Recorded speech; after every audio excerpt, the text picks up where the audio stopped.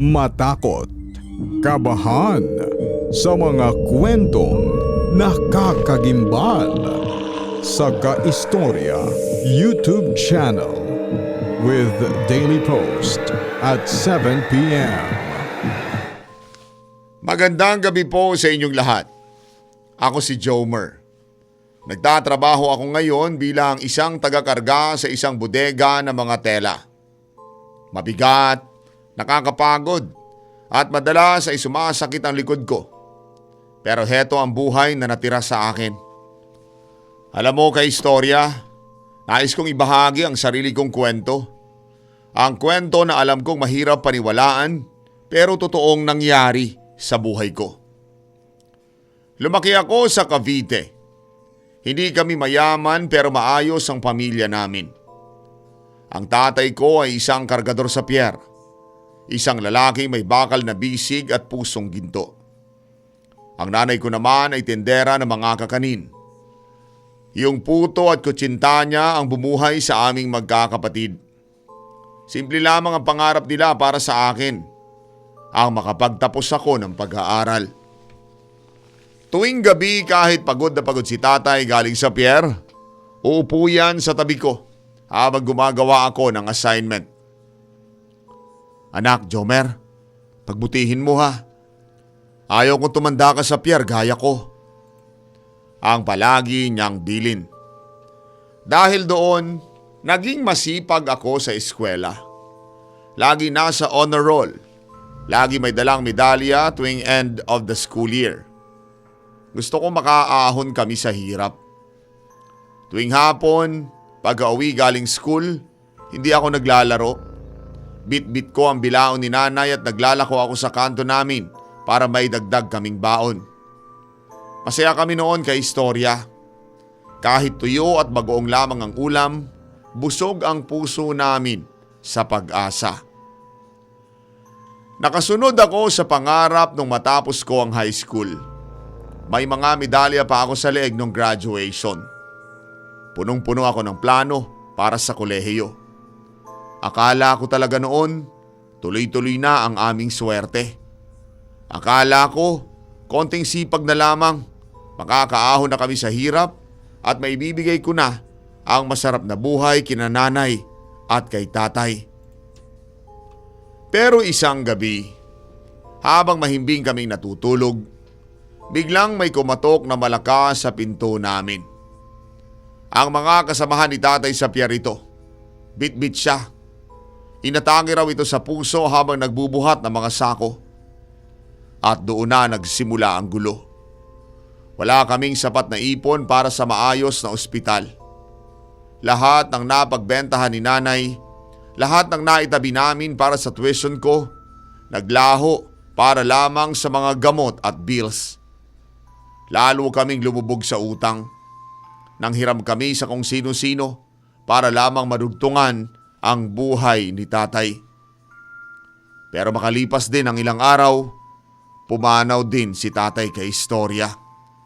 At nang sandaling iyon, parang gumuho ang pundasyon ng bahay namin. Hindi lamang si tatay ang nawala. Nawala rin ang sigla ni nanay. Unti-unti na rin siyang nagkasakit. Sa sobrang pagluluksa at pagod sa pag-iisip kung paano babayaran ang mga utang, hindi na siya makapagtinda. Ako na punong-puno ng pangarap para sa kolehiyo, napilitang huminto na. Kailangan kong kumilos. Sa murang edad, pumasok ako bilang isang construction worker. At doon na nagsimulang magbago ang takbo ng isipan ko. Mahirap pala, Kaistorya. Yung dating puro libro ang hawak, ngayon ay puro semento at pala na. Sa bawat buhat ko ng mabigat na kagamitan, nararamdaman ko ang bigat ng mundo. Nagsimula ako mapuno ng galit. Bakit kami? Bakit si tatay pa? At bakit kailangan mangyari ito sa amin? Dahil sa sobrang pagod at kawalan ng pag-asa, natuto akong sumama sa mga maling barkada sa construction site. Sila yung mga taong ang tingin sa buhay ay wala ng bukas. Jomer, Shot muna tayo para mawala ang pagod, ang sabi nila. Nagsimula kaming uminom gabi-gabi. Noong una, para lamang makalimot sa bigat ng problema pero kalaunan, naging bisyo na. Yung pera na dapat ay binibigay ko kay nanay para sa gamot at pambayad ng utang, napupunta na sa bote ng alak. At dahil laging puyat at laging lasing, napabayaan ko ang aking trabaho. Madalas akong nalilate o kaya naman ay hindi papasok ng dahil sa hangover. Hanggang sa isang araw, sinabihan na lamang ako ng foreman na huwag na akong babalik. Tanggal na ako sa construction site. Wala na ako maibigay na pera kay nanay. At sa tuwing uuwi akong lasing, nag-aaway kami ni nanay. Jomer, hindi yan ang pangarap ng tatay mo para sa'yo, ang sigaw niya. Pero sa halip na makinig, mas lalo ako nagre-rebelde. Sinisigawan ko rin siya. Wala na akong pakialam. Umabot sa punto na hindi na matiis ni nanay ang pagiging irresponsable ko. Isang gabi pag uwi ko na naman na amoy alak, hinarang niya ako sa pinto. Bit-bit niya ang isang bag ng aking damit. Umalis ka na, Jomer. Hindi na kita kilala. Hindi na ikaw ang anak na pinalaki namin, ang sabi niya habang umiiyak. Pinalayas niya ako, pero imbes na magmakaawa, nanaig ang yabang at galit sa puso ko. Kinuha ko ang bag at nagpalaboy-laboy ako sa kalsada. Doon ko natagpuan ang sarili ko sa isang maliit at madilim na apartment sa gilid ng rilas ng tren. Ang silid ay amoy luma, amoy amag, at tanging isang manipis na kutsyon lamang ang gamit ko sa pagtulog. Tuwing dadaan ang tren, nayayanig ang buong kwarto. Kasabay ng panginginig ng puso ko sa takot, pero pinapangunahan ko ng alak. Nabubuhay ko na lamang ang aking sarili sa kung ano-anong racket. Ngayon ay tagabuhat ng sako sa palengke. Bukas na may tagabantay ng mga sasakyan sa parking lot. Ang kikitain ko ay sapat lamang para sa isang pakete ng noodles at syempre, ang hindi mawawala, isang bote ng alak. Naging palaaway din ako sa mga kapitbahay ko sa Riles. Konting tingin lamang na hindi ko nagugustuhan, pinapatulan ko agad. Ilang beses na ako napapabarangay nang dahil sa gulo. Wala na rin akong pakialam sa itsura ko kay istorya. Ang buhok ko'y magulo. Ang mga kuko ko ay maitim at ang damit ko ay laging amoy pawis at alak. Pakiramdam ko kasi walang nagmamahal sa akin. Pinagmamasdan ko ang mga taong dumadaan sa kalsada. Yung mga pamilyang masaya. Yung mga estudyanteng may dalang libro at naiinggit ako. Nakaupo lamang ako sa gilid ng kalsada. Hawak ang bote habang iniisip ko na baka hanggang dito na lamang talaga ako. Kaistorya, isang gabi noon kakatapos ko lamang sa racket ko sa palengke. Medyo pasuray-suray na ako dahil bago ako umuwi, dumaan muna ako sa tindahan para sa 2 bote ng gin. Sanay na ako sa dilim ng iskinita. Yung tipong kahit nakapikit ako, alam ko kung saan ako lilingon para hindi matisod sa mga basura o sa mga nakaharang na gamit ng kapitbahay. Pero nung malapit na ako sa kanto kung saan may isang pundidong poste ng ilaw, may napansin akong hindi karaniwan. Sa ilalim ng aandap-andap na ilaw ng poste, may isang figurang nakaupo sa may semento. Nilapitan ko ng konti dahil akala ko'y biktima siya ng hold up o baka nasaktan. Isang babae kay istorya. Nakaupo siya habang nakayakap sa sarili niyang mga tuhod. Nakayuko ang ulo. Pero ang nakapagtataka, nakasuot siya ng isang mamahaling puting gown. Yung tipong gown na nakikita mo lamang sa mga kasalan sa malalaking hotel. Hindi siya bagay sa marumi at maputik na kalsada ng Riles. Miss, okay ka lang ba? Ang tanong ko sa kanya. Medyo nabawasan yung tama ng alak ko noong oras na iyon nang dahil sa pagkagulat. Dahan-dahan siyang tumingala kay istorya. Napatigil ako. Sa gitna ng dilim, ang kanyang mga mata ay may kakaibang kinang na hindi ko pa nakita sa kahit sinong tao. Napakaganda niya. Yung ganda na hindi mo akalaing makikita mo sa gilid ng rilas ng tren.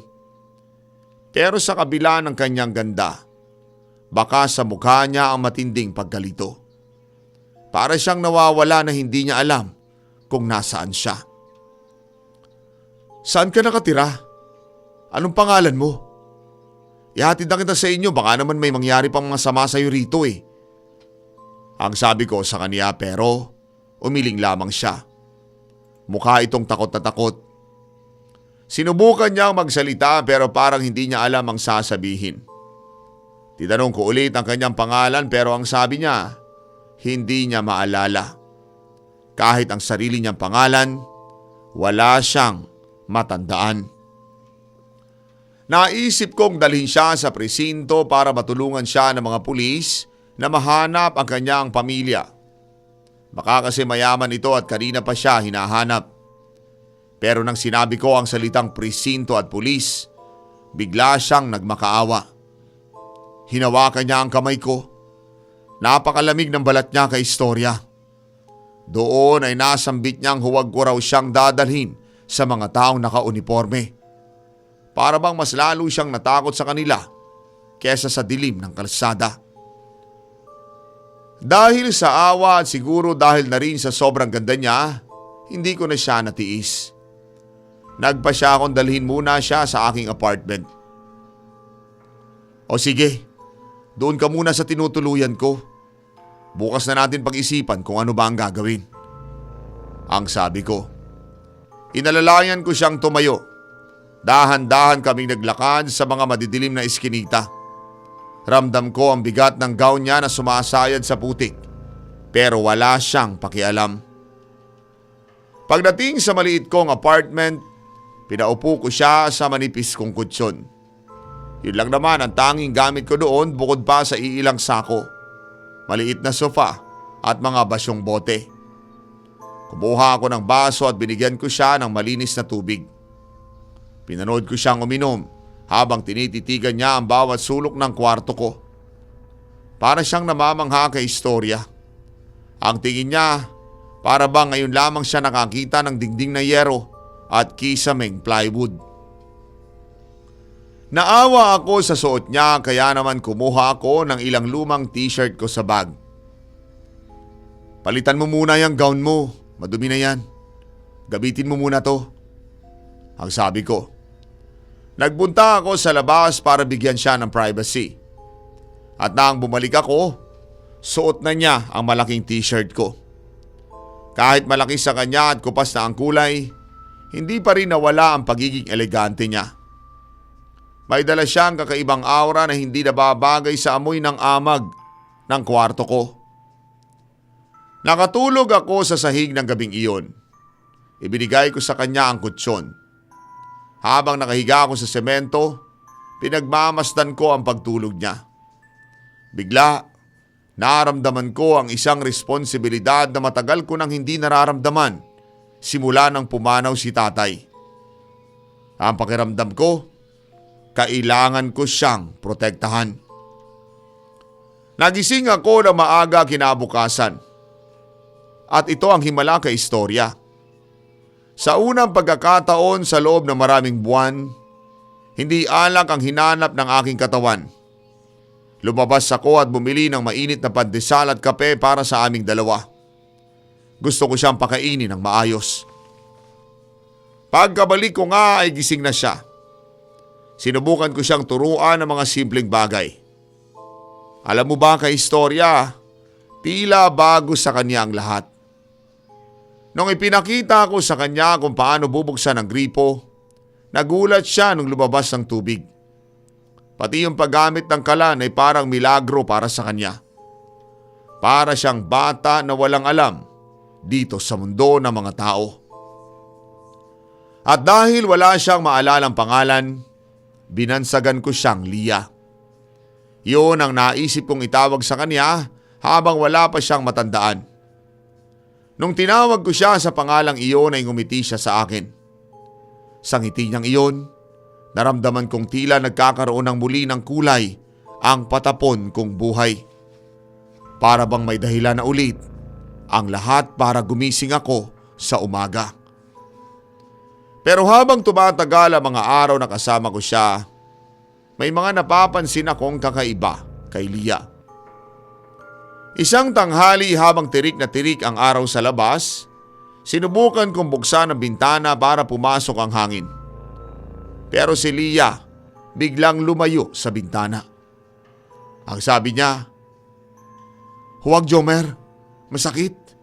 Parang nasusunog ang balat ko." Nagtaka ako dahil hindi naman pumasok ang sikat ng araw sa loob pero tila takot na takot siya sa liwanag. Ang sabi niya ay parang nasusunog siya kahit hindi naman ganoon kainit ang panahon. Kaya naman simula noon, laging sarado ang mga tabing ko para hindi siya masilawan. Isa pa kay istorya, kapag kumakain kami, lagi siyang humihingi ng mga bagay na kumikinang. Minsan, yung kutsara, tinititigan niya na matagal. Minsan naman, kapag may nakita siyang barya na naiwan ko sa lamesa, kukunin niya iyon at paglalaroan niya sa ilalim ng ilaw ng bumbilya. Tila ba nakikipag-usap siya sa mga refleksyon nito. May mga ibinubulong siya na hindi ko maintindihan, pero ang saya-saya niya kapag may hawak siyang kumikinang. May isang gabi na talagang tumayo ang aking balahibo kay istorya. Nagising ako dahil ako'y naiihi. Pagdilat ko, wala si Lia sa kutsyon. Nakatayo siya doon sa gitna ng dilim ng apartment, malapit sa pinto. Nakatingala lamang siya sa kisame. Diretso ang tingin at hindi man lamang kumukurap. Tinawag ko siya. "Lia? Lia, anong ginagawa mo dyan?" Pero hindi siya sumasagot. Para siyang estatwa. Hindi siya gumagalaw at parang hindi siya humihinga sa tingin ko. Hanggang sa nilapitan ko siya at hinawakan ko siya sa may balikat. Doon lamang siya parang nagulat at lumingon sa akin na parang wala siyang alam sa nangyayari. Dahil kay Lia, kay istorya, parang nagkaroon ng bagong makina ang katawan ko. Yung dating Jomer na tatambay-tambay lamang sa kanto at naghihintay ng mararaket para may pambili ng alak, biglang nawala. Nagpursige ako makahanap ng mas maayos na trabaho at pinalad naman akong matanggap bilang tagabuhat sa isang malaking bodega ng mga grocery. Mas mabigat ang trabaho ko pero mas malaki ang sahod. Sa isip ko kasi, gusto kong bigyan si Lia ng mas masarap na pagkain. Ayaw ko na yung noodles lamang ang pinapakain ko sa kanya. Gusto ko ring mabilhan siya ng mas magagandang damit. Yung mga dress na makukulay na nakikita ko sa palengke. Para hindi na lamang yung mga luma kong t-shirt ang palagi niyang suot. Inihinto ko na rin ang lahat ng bisyo ko. Isinuko ko na ang pag-iinom at yung paminsang-minsang pagsusugal sa kanto. Sa bawat pisong kinikita ko, iniisip ko agad kung anong pwedeng mabili para sa bahay. Naging masinop ako kay istorya. Dati yung apartment ko ay parang tambakan ng basura pero nang dumating si Lia, sinigurado kong lagi malinis ang sahig at maayos ang mga damit. Gusto kong maging komportable siya. Kasi para sa akin siya ang tanging magandang bagay na nangyari sa buhay ko simula nang mawala si tatay. Siyempre hindi maiwasang magtaka ng mga kapitbahay ko. "Hala, anyari kay Jomer? Bakit hindi na nalalasing to?" Ang bulong-bulungan nila. Nagtataka rin sila kung sino yung babaeng nakikita nilang anino sa bintana ko dahil nga bihirang lumabas itong si Lia. Hindi ko na lamang sila pinapansin. Ayaw ko mabulabog ang katahimikan na mayroon kami. Ang pakiramdam ko kasi, kapag nalaman nila kung gaano kaganda si Lia, baka agawin siya sa akin o baka kung ano pang gulo ang mangyari. Pero isang madaling araw, bigla ako nagising dahil sa isang malakas na sigaw. Si Leah. Umiiyak siya habang nakaupo sa kutsyon. Pawis na pawis siya at parang hinihingal ito.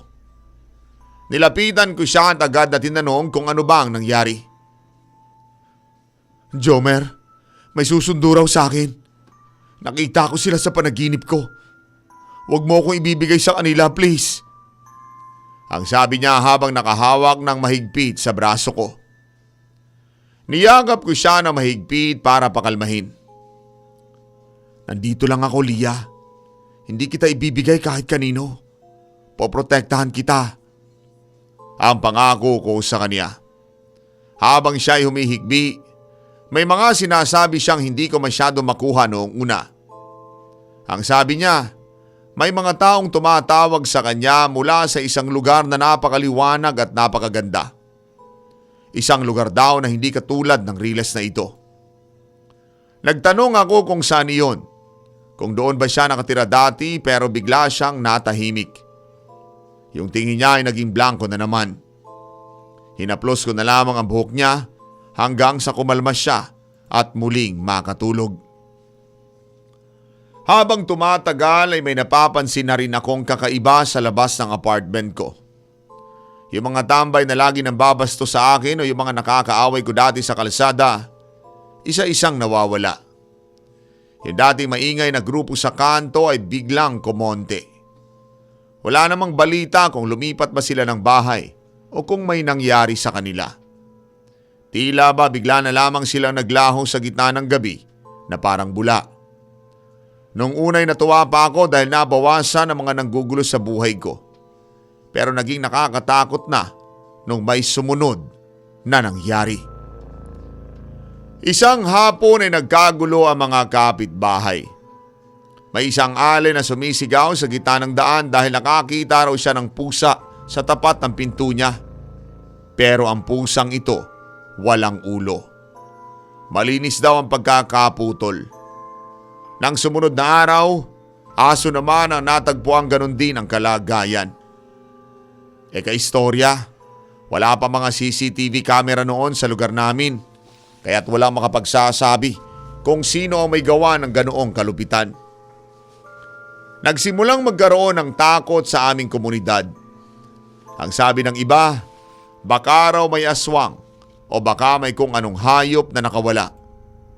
Nanatili lamang kami nakakulong sa loob ng apartment. Ayaw ko nang lumabas si Leah dahil baka madamay siya sa gulo o matakot siya sa mga naririnig mula sa labas. Pero heto talaga ang hindi ko makakalimutan kay istorya. Isang madaling araw, nagising ako habang nakahiga sa sofa sa labas ng kwarto.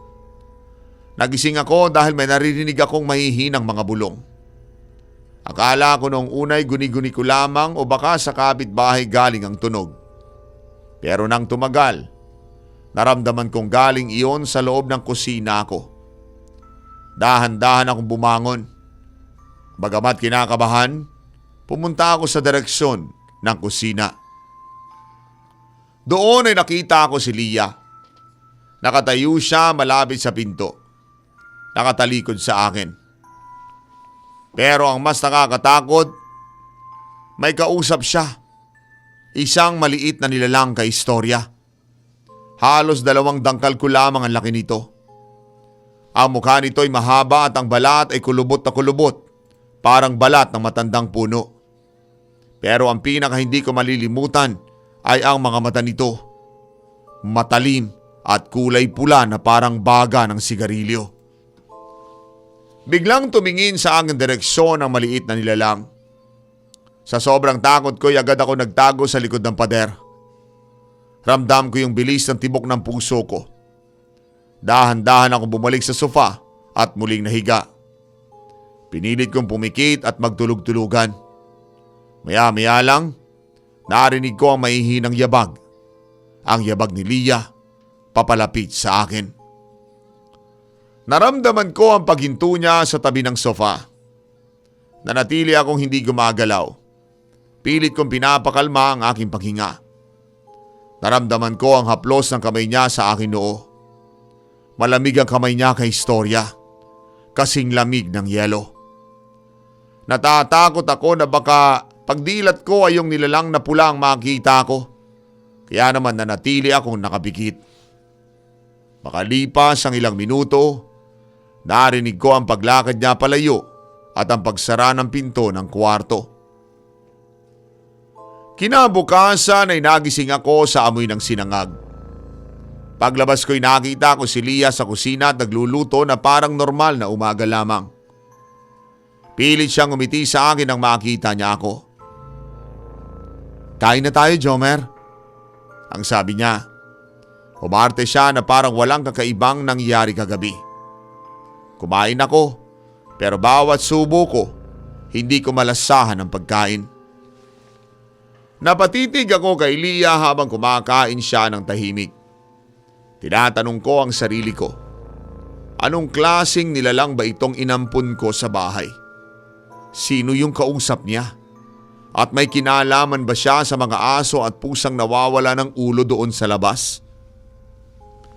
Isang hapon, habang nag-aayos ako ng mga gamit sa loob ng apartment, biglang may kumatok ng sunod-sunod sa pinto. Jomer! Jomer, buksan mo to! Ang boses ni nanay. Nagtaka ako dahil simula nang pinalayas niya ako sa Cavite, hindi na kami nagkita. Ewan ko kung paano niyang nalaman ang tinitirhan ko dito sa tabi ng riles. Dahil sa kaba, binuksan ko agad ang pinto. Pagpasok ni nanay, hindi pa siya nakakaupo, agad na napako ang tingin niya sa sulok ng madilim kong silid. Nandoon si Lia, nakaupo sa may sahig gaya ng dati niyang ginagawa. Tahimik lamang at nakatingin sa amin. Kaistorya. Hindi ko makakalimutan ang itsura ni nanay. Namutla siya ng husto. Nanlaki ang kanyang mga mata at nagsimula manginig ang kanyang buong katawan. Parang nakakita siya ng maligno o kung anong masamang espiritu. Hindi siya nakapagsalita ng maayos. Jomer? Sino yan? Ang bulong niya habang dahan-dahang umaatras pabalik sa pinto. Pinilit kong lapitan si nanay para pakalmahin siya. Pero bago ko pa siya mahawakan, mabilis siyang lumabas ng apartment at tumakbo sa eskinita. Hinabol ko siya hanggang sa may kanto. Nay, sandali. Ano bang problema? Si Lia lang yun. Inaalagaan ko siya. Ang sigaw ko. Huminto si nanay pero hindi siya lumingon ng diretso. Ang sabi lamang niya sa akin na nanginginig ang kanyang boses. Jomer, lumayo ka sa babaeng yun. Hindi siya tao. Utang na loob, anak. Bumalik ka na sa amin at iwan mo ang nilalang na yan. Ang sabi ni nanay nang pumasok siya sa loob. Hindi raw babaeng maganda ang nakita niya. Ang nakita raw niya isang nilalang na may mahaba at matulis na sungay sa noo. Natakot ako nang marinig ko iyon pero sa isip ko, baka dahil matanda na si nanay at pagod sa biyahe, kaya naman kung ano-ano ang nakikita niya. Simula ng hapong iyon, hindi na muling nagpakita si nanay sa apartment ko. Kahit tawagan ko siya, hindi niya sinasagot. Pagbalik ko sa loob ng apartment, sumalubong sa akin si Lia. Nakita ko sa mukha niya ang matinding lungkot. Nakayuko siya at parang nahihiya sa nangyari. Nakaramdam ako ng matinding guilt kay Historia. Nilapitan ko siya at nagsorry ako. Sorry Lia ha. Huwag mo nang pansinin si nanay. Baka napagod lang yun kaya kung ano-ano ang nakikita. Ang sabi ko pa sa kanya, iniisip ko talaga na baka namamalikmata lamang si nanay dahil sa dilim ng kwarto ko. Pero habang lumilipas sa mga gabi, mas lalong naging weird ang mga nangyayari. May isang gabi na nagising ako dahil may narinig akong kumakaluskos sa may kusina. At nang tingnan ko, nakita ko si Lia na may hawak na isang malaking daga. Kaistorya, hindi naman niya ito pinapatay. Pinaglalaruan niya ito na parang isang manika. Hinahaplos-haplos niya, pero nang lumingon siya sa akin, nakita ko na ang mga mata niya ay nagliliwanag na parang pusa sa dilim. Hindi ako nakakibo. Bumalik na lamang ako sa pagkakahiga at nagkunwaring tulog. Hanggang sa dumating ang huling gabi ni Leah sa piling ko. Bandang 12:00 ng gabi ay may narinig ako mga yabag sa labas ng apartment. Hindi ito yung yabag ng mga tambay na laging maingay. Ito ay mabibigat at sabay-sabay na hakbang. Sumilip ako sa bintana at doon ko nakita ang 3 matatangkad na lalaking nakatayo sa tapat ng pinto ko kay Istorya. Lahat sila'y nakasuot ng purong puting kasuotan. Yung tela ay parang kumikinang kahit walang ilaw. Ang mga mukha nila ay napakakinis. Walang kahit anong gatla o kulubot. At ang kanilang tangkad ay hindi normal para sa isang tao. Naglakas loob akong lumabas. Sinong hinahanap nyo? Ang tanong ko. Pero hindi sila kumikibo. Nakatayo lamang sila doon para mga estatwa at tinititigan lamang nila ang bintana ng silid ko kung nasaan si Leah. Hindi sila sumasagot kahit anong itanong ko. Nang bumalik ako sa loob ng apartment para tingnan si Leah, nagulat ako. Nakasuot na siyang muli ng kanyang puting gown. Yung suot niya nung unang beses ko siyang makita sa ilalim ng poste ng ilaw. At ang gown niya ay napakalinis na. Wala na ang mga putik at dumi. Tumingin siya sa akin at mahinahon niyang sinabi, "Jomer, kailangan ko na maganda. Oras na para bumalik ako sa tunay naming tahanan." Bigla siyang lumapit sa akin. Hinawakan niya ang mukha ko gamit ang 2 niyang kamay. Kaistorya, sa sandaling iyon, baka sa mga mata niya ang matinding lungkot. Ang sabi niya ay naaalala na raw niya ang lahat. Naaalala na niya kung sino siya at kung saan siya nanggaling. Napadpad lamang daw siya sa mundo ng mga tao dahil naligaw siya nung isang gabi ng piyesta sa kanilang lugar. Para ako na-hipnotismo habang nagsasalita siya. Hindi ako makagalaw. Hindi ako makapagsalita. Nakatitig lamang ako sa kanya habang nararamdaman ko na parang unti-unting lumalamig ang paligid. Bago pa siya tuluyang lumabas ng pinto, lumapit siya muli sa akin at hinalikan niya ako sa aking noo. Nung sandaling dumikit ang labi niya sa noo ko, naramdaman ko ang isang matinding lamig na dumaloy mula sa ulo ko hanggang sa aking mga paa. Para bang nagyayelo ang dugo ko sa loob ng aking mga ugat.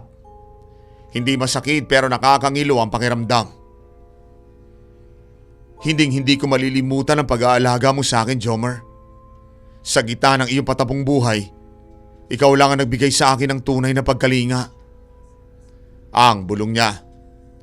Pagkatapos noon ay may nilagay siya sa palad ko. Isang maliit na batong kulay ginto. Para hindi mo ako malimutan. Ang dagdag pa niya. Kasabay ng paglabas niya ng pinto kasama yung mga matatangkad na lalaki, biglang nawala ang lahat ng liwanag. Wala na ang mga puting kasuotan. Wala na yung kinang. Naiwan ako mag-isa sa gitna ng aking madilim na apartment.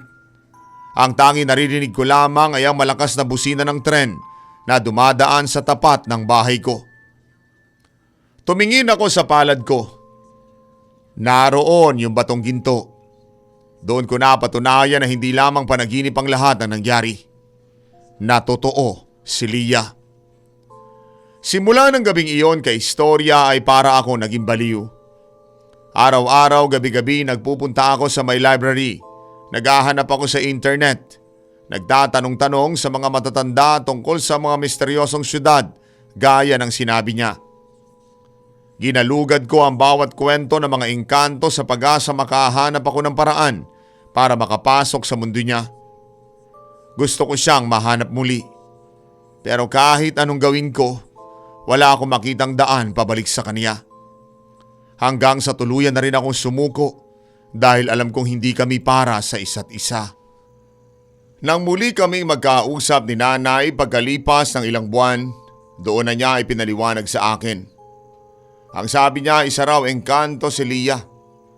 Pasalamat daw ako at walang ginawang masama sa akin ang mga kasama niya dahil madalas daw ay hindi na nakakabalik ang mga taong nakakasalamuha nila.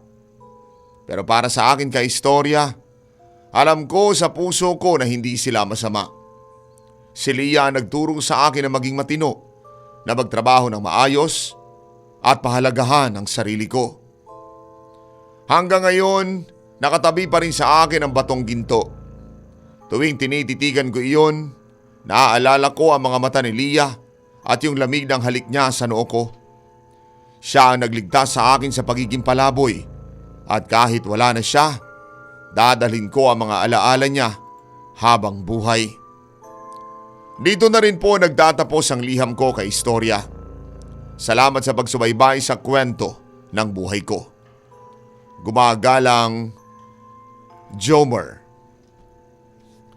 Minsan talaga, dumarating ang mga anghel sa buhay natin sa mga paraang hindi natin inaasahan. Maaaring para kay nanay ay maligno si Leah. Pero para sa iyo, siya ang nagsilbing liwanag ng mga panahong nasa kadiliman ka ng bisyo at galit. Ang mahalagang aral dito ay ang pagbabago. Hindi man nagtagal si Leah sa tabi mo, iniwan niya sa iyo ang pinakamahalagang regalo. Ang kakayahan mong magsimulang muli. Yung batong ginto na ibinigay niya, simbolo lamang iyon ng iyong pusong ginto na nahanap mong muli nung inalagaan mo siya. Siguro, huwag mo nang hanapin ang daan papunta sa mundo nila. Ang mundong iyon ay hindi para sa atin. Sa halip, gamitin mo ang disiplina at pagmamahal na naramdaman mo nung kasama mo siya para magpatuloy sa buhay mo dito. Magpasalamat ka sa pagkakataong nakilala mo siya at ipakita mo kay nanay na ang Jomer na kilala niya ngayon ay malayo na sa Jomer na pinalayas niya noon. Mga kaistorya, tandaan natin, may mga tao o nilalang na dadaan lamang sa buhay natin para turuan tayo ng leksyon. Pahalagahan natin ang bawat sandali dahil hindi natin alam kung kailan sila muling kukunin ng tunay nilang tahanan.